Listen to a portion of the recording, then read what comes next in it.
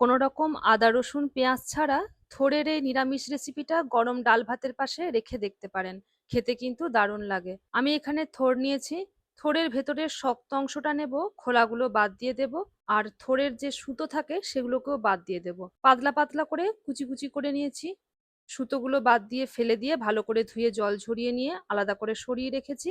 একটা কড়াইয়ের মধ্যে ছোট চামচের 2 চামচ সর্ষের তেলের মধ্যে হাফ চা চামচ গোটা সর্ষে শুকনো লঙ্কা দিয়ে আগেকার ধুয়ে রাখা থোড় দিয়ে এটাকে নুন হলুদ দিয়ে বেশ ভালো করে ভেজে নেব।